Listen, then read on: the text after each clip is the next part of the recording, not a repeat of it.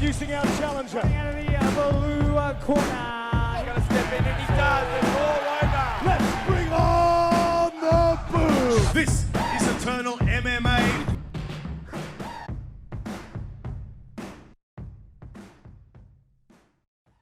All right, everybody, welcome back, and thank you for joining me here once again on another edition of the Eternal Insiders Podcast. We are being joined today by one of the men set to compete in the upcoming Featherweight Grand Prix to determine a new Eternal MMA Featherweight champion, and it all starts for him at the upcoming Eternal 86 card when he faces off against Dimps Gillies. Please join me in welcoming in City Kickboxing's very own Oliver Schmid.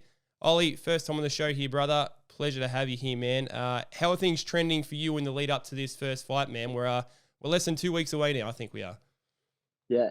Hey, Luke. Yeah, it's a pleasure to be here, man. Training, yeah, man. It's going well. It's been hard ever since we got the phone call that night. Just straight into the gym, and I've just been getting smashed ever since, every single day.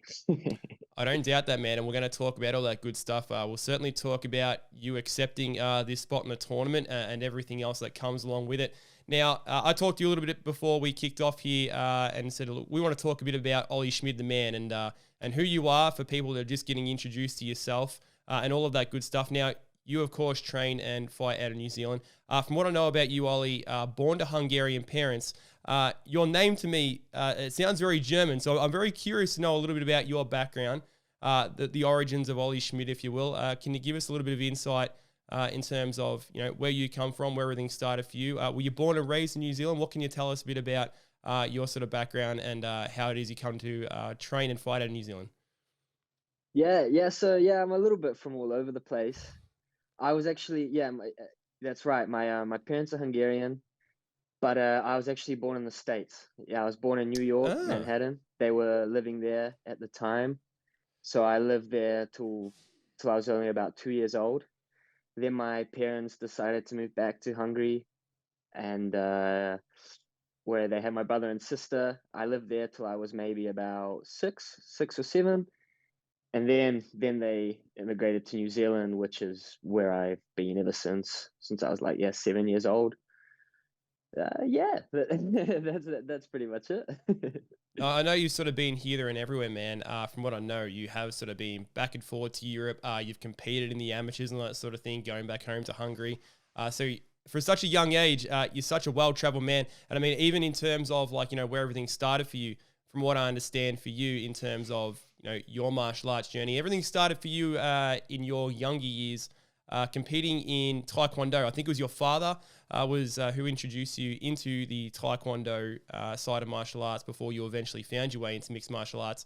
Can you give us a bit of an insight into your background in terms of your journey through martial arts, getting started in Taekwondo, and what ultimately led you to choose mixed martial arts as a pro career? Yeah, so I've always loved sports. Actually, the first sport I played was football, soccer, football. But yeah, my father was always big on self-defense. So when I was maybe, I think, 8 years old, 7, 8 years old, he got me into Taekwondo, just brought me to my first Taekwondo lesson. And I loved it. I fell in love with it straight away. I just loved everything about it. I loved going through the ranks, loved learning all the techniques. Just enjoyed the whole sport. And basically from there, I just stuck with Taekwondo. And as I got older, maybe 13, 14, 15, Taekwondo was getting a little bit I don't know how it's stale a little bit, too much, lots of padding and lots of, I was just getting old, but I think I had the same thing with karate when I was younger, man. So I think I can understand that at some point it just sort of becomes a bit it's a bit sort of repetitious, that sort of thing. Yeah, a little bit stale, a little bit for younger children, Yeah. And then I actually wanted to leave. I wanted to quit a couple times, but my dad insisted that I just kept with it, stuck with it until I got my black belt.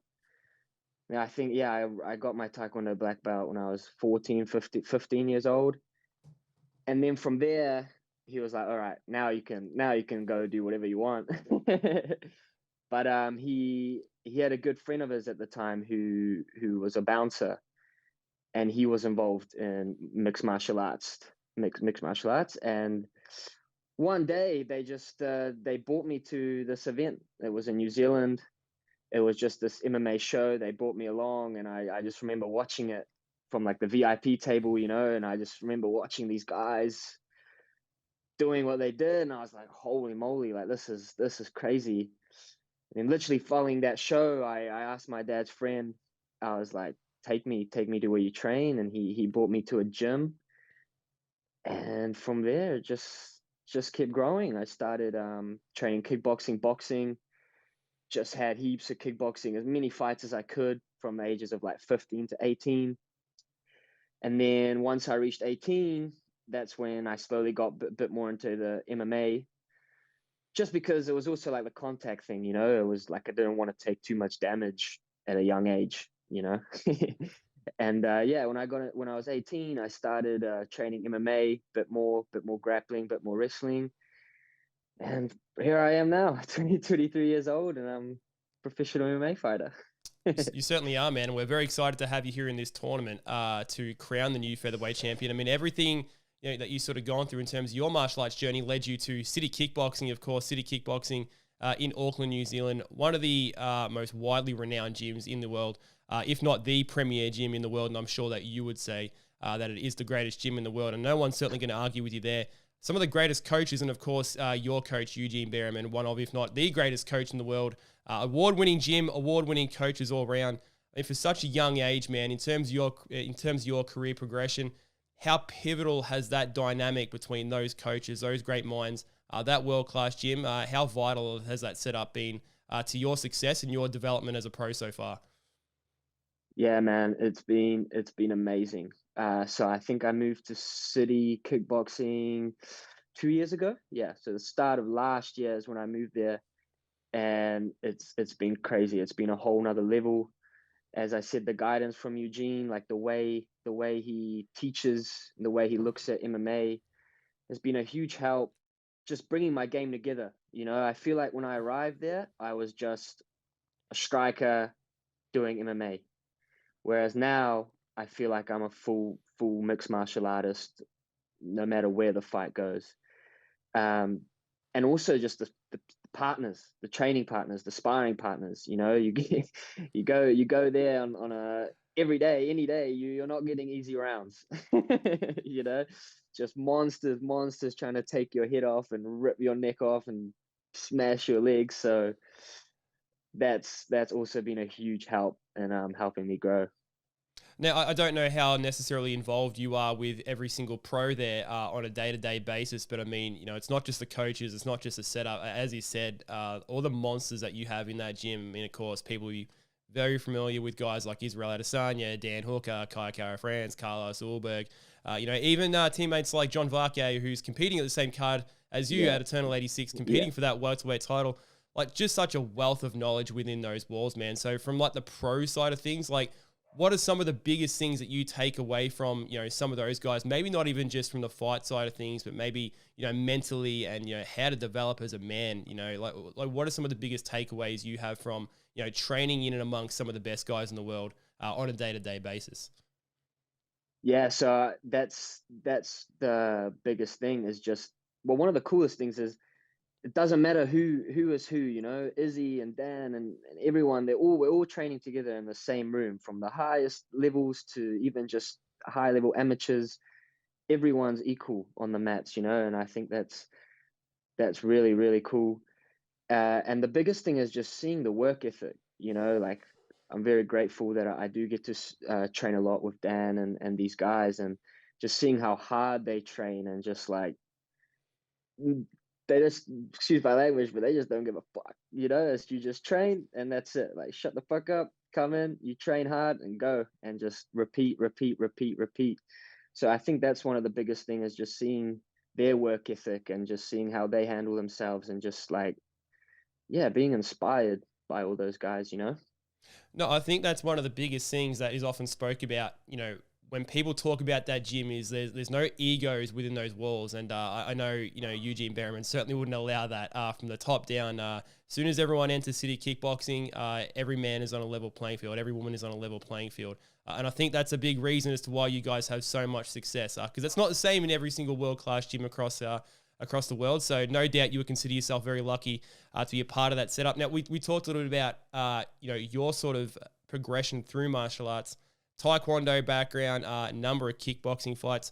For those not familiar with you, man, can you talk a little bit about your style? Because, I mean, you do have a very electric style. I mean, we've only seen so much of you as far as your pro style comes so far. You did talk about, obviously, learning your well-rounded skill set through city kickboxing, getting more in terms of your grappling, the wrestling side of things to complement that sort of style. But you do have that very exciting style, man. Can you talk a bit about your sort of makeup in terms of what you bring to the cage as a mixed martial artist?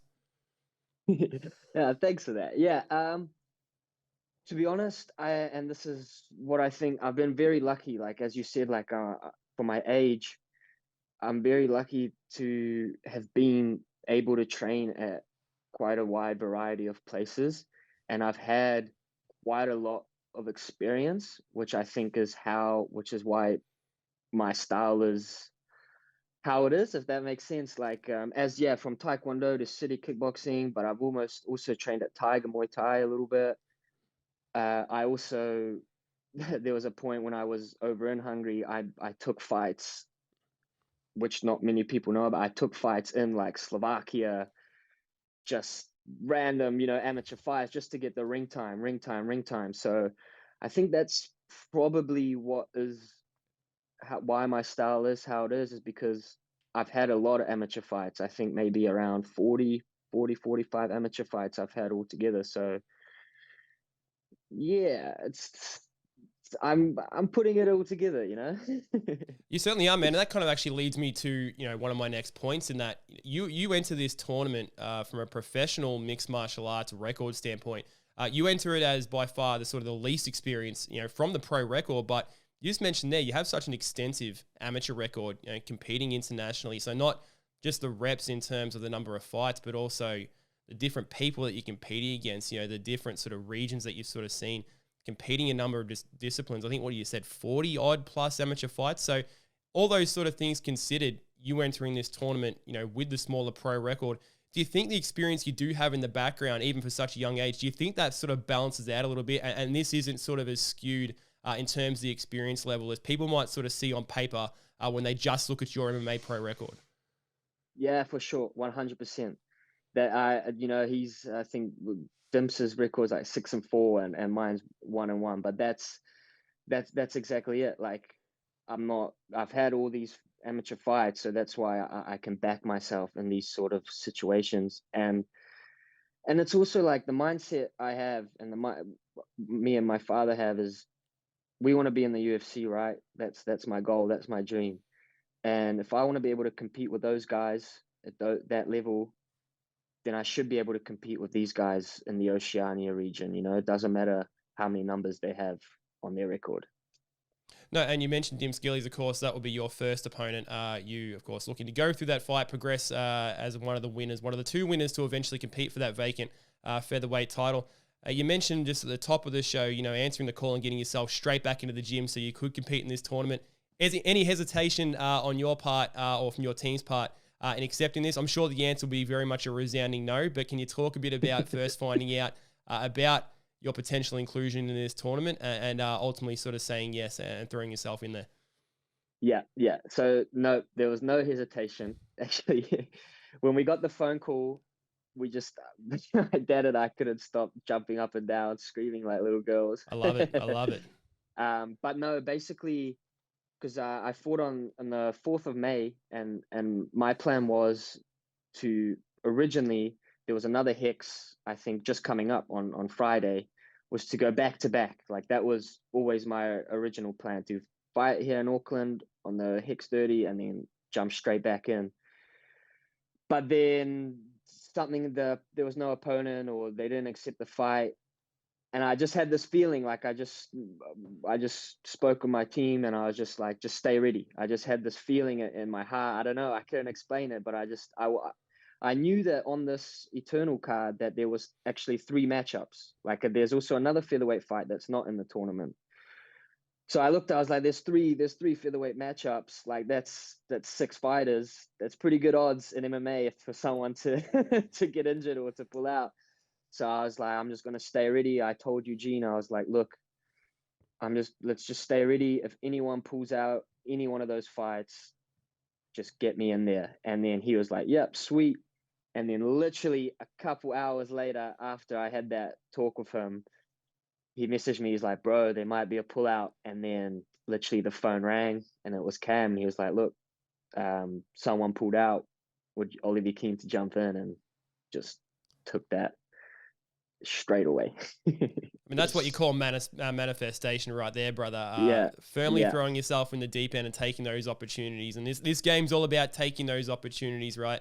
Of course, I mean, you have competed for Eternal in the past. You made your pro debut with Eternal. And I think this is a very important point because we go back to Eternal 75. You made your pro debut against a man that is somewhat the talk of the town as far as the MMA community goes in Australia right now, in Harry Webb.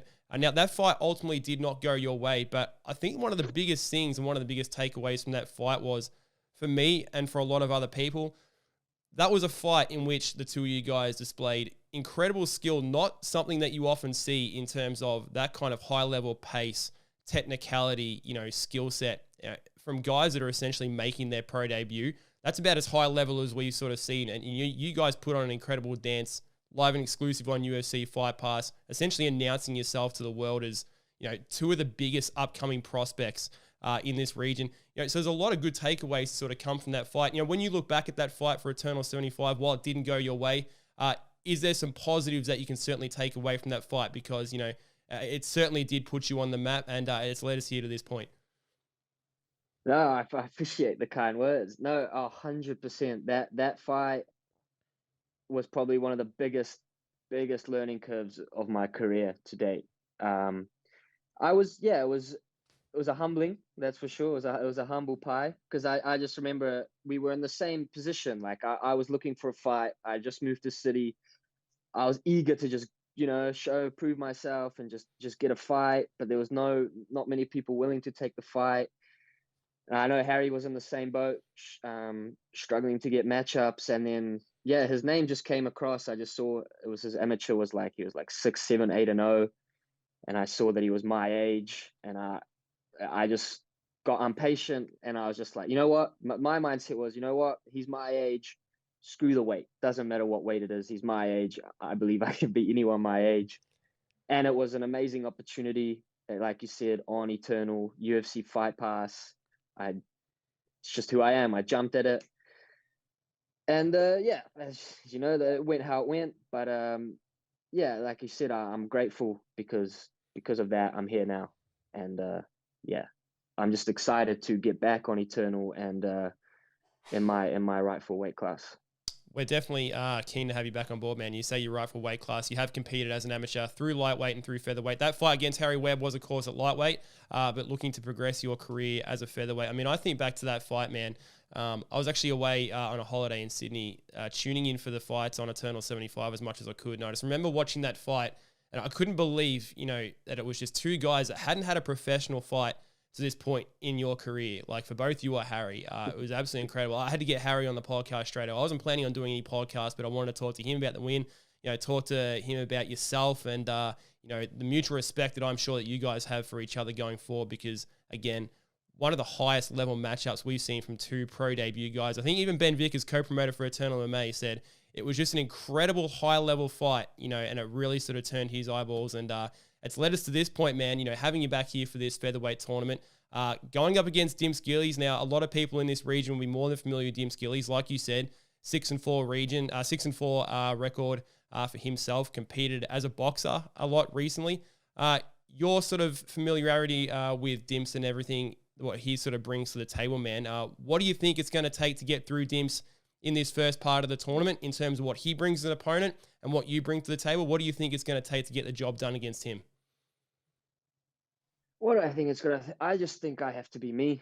I just believe in myself and the training and the work that I put in, not just since I got the phone call 2 weeks ago, but since my whole life. You know, I've been training for these moments since I've been 8 years old.